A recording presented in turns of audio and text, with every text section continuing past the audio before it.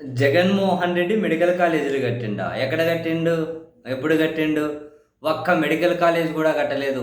అదిగో ఇట్లా నిర్మాణంలో ఒకటో రెండో కాలేజీ నిర్మాణంలో పెట్టిండ్రు అని చెప్పి ఎక్కడో ఒక మూల నిర్మాణంలోనే గోడలు కట్టింటే ఆ మూల ఒక పిక్కు తీసుకొని respected home minister Vangalapudi Anitha madam గారు పవర్ పాయింట్ ప్రజెంటేషన్లో చూపెట్టారు. ఉత్తరాంధ్రకు చెందిన మరీ ముఖ్యంగా ఉమ్మడి విశాఖపట్నం జిల్లాకు చెందినటువంటి మినిస్టర్ గారు.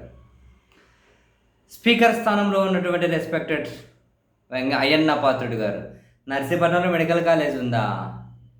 ఎప్పుడు కడుతున్నారు? ఏడ జీవో ఉంది? ఎవడు కడుతున్నది? దమ్ముంటే చూపెట్టండి వచ్చి అన్నారు.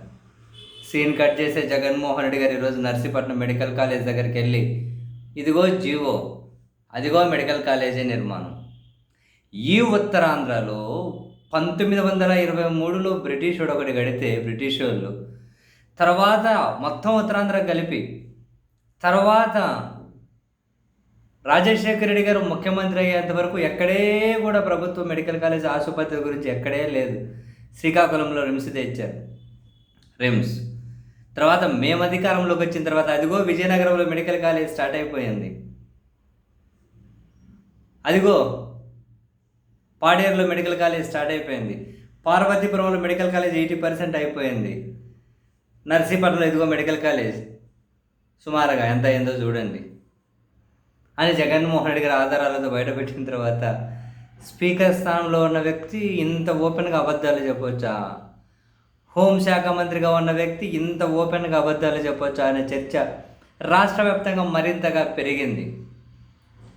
ఇప్పుడు వైఎస్ఆర్ కాంగ్రెస్ పార్టీ కార్యకర్తల స్టైల్లో చెప్పాలంటే రావాలమ్మా రావాలి, హోమ్ మినిస్టర్ గారు ఎక్కడున్నారు, స్పీకర్ గారు ఎక్కడున్నారు, రావాలమ్మా రావాలి, జగన్ గారు చూపించినటువంటి మెడికల్ కాలేజీలు అవునా కాదా, ఆయన నర్సీపట్నం పోయారా లేకపోతే అది కూడా ఆయన ఇంట్లోనే ఉండి నర్సీపట్నం పోయినట్లు వైసీపీ వాళ్ళు ఏ వీడియో అని విడుదల చేశారా? రావాలమ్మా రావాలి, వచ్చి చెప్పాలి అంటున్నారు. 2025 దాటి 26లోకి వెళ్తూ ఉన్నామని ఏ నిజాన్ని మనం దాచిపెట్టలేము, ప్రతిదీ కూడా తిమ్మిని బొమ్మి చేయలేమని చెప్పేటి మర్చిపోయి ఎవరినో ప్రసన్నం చేసుకోవాలి అని ఉన్న మంత్రి పదవి కాపాడుకోవాలని కొందరు, కొత్తగా మంత్రి పదవి నాకు కావాలని చెప్పి మరికొందరు. రాజకీయ విమర్శలు చేయొచ్చాము, రాజకీయంగా అబద్ధాలు చెప్పొచ్చాము. ఉన్న మెడికల్ కాలేజీలు కూడా లేవని చెప్పడం, మెడికల్ కాలేజీలు స్టార్ట్ అయిపోయి 3వ సంవత్సరం అడ్మిషన్లు కూడా నడిపినవి లేవని చెప్పడం, దాని ఫలితం కనిపిస్తలేదు. ఏరి స్పీకర్ గారు ఎక్కడున్నారు, హోంశాఖ మంత్రి గారు ఎక్కడున్నారు?